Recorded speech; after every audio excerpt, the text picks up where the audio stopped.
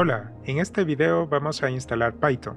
Para eso nos vamos a Google, escribimos Python y nos dirigimos a la página principal o proyecto del programa. En la sección de descargas, Download, podemos observar las versiones que se pueden instalar. En este caso me interesa instalar la más reciente, que es la 3.8. Damos doble clic al archivo de instalación y esta es una instalación tradicional. Me gusta personalizar la instalación, que incluya la documentación, que me modifique las variables de entorno y que se instale para todos los usuarios.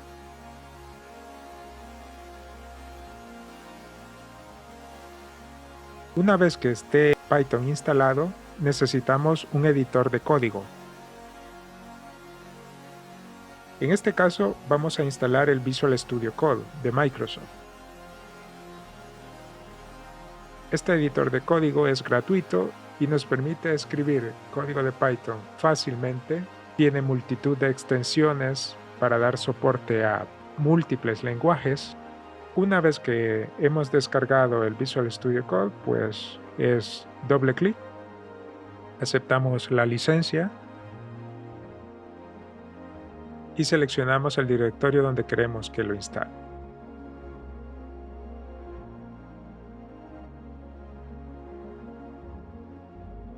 Una vez que tenemos instalado el Visual Studio Code, abrimos una ventana de la terminal, que es una facilidad de este editor que nos permite tener el código y la terminal de comandos. Y en la terminal vamos a escribir la instrucción Python. Si todo ha ido bien con la instalación, nos imprimirá el mensaje de la versión de Python que está instalada. Por último, tenemos que decirle a Visual Studio Code dónde vamos a tener el código que vamos a escribir.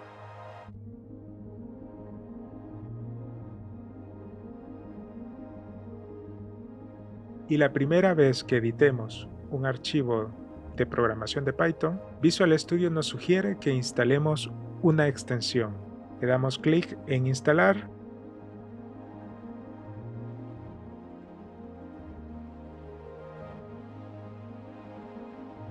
y una vez que esta extensión esté instalada, Visual Studio Code nos podrá sugerir las líneas de código donde hay error, nos podrá dar un poco de ayuda en los comandos o funciones que estamos escribiendo en el código, y en el caso de que nos equivoquemos, nos indicará en qué parte del código está el error antes de que nosotros ejecutemos el código.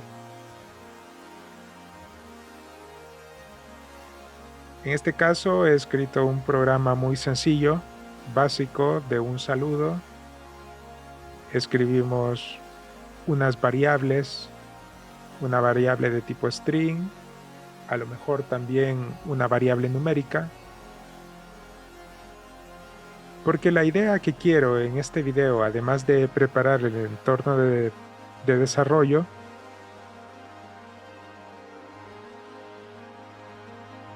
es mostrar cómo es el proceso de depuración que nos permite Visual Studio.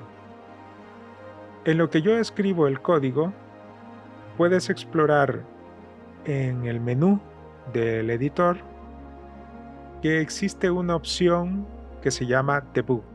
Termino de instalar esta última instrucción. Yo quiero que se sumen los dos números.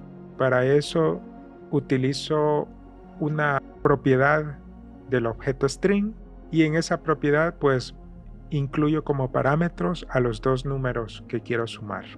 Vamos a probar si corre nuestro programa. Escribimos Python y el nombre del archivo y vemos que hay un error. Y si observas, Visual Studio Code nos subraya el error. Ahora nuestro código funciona y vamos a probar la depuración. Para eso nos vamos a la opción de Debug.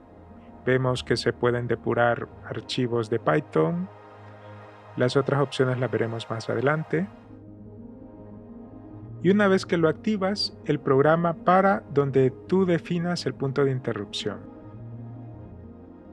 El punto de interrupción se define por el pequeño punto rojo. En este caso voy a definir el punto de interrupción en la variable number2. Ejecutamos otra vez el debug sobre el archivo y efectivamente el programa para nos muestra las variables que se han definido. Avanzamos un paso y vemos que aparece una tercera variable. Y lo mejor de todo es que podemos modificar el valor de las variables en tiempo real. Observas que he puesto el valor de 17 y la suma será 20, mientras que en el código el valor es 7.99.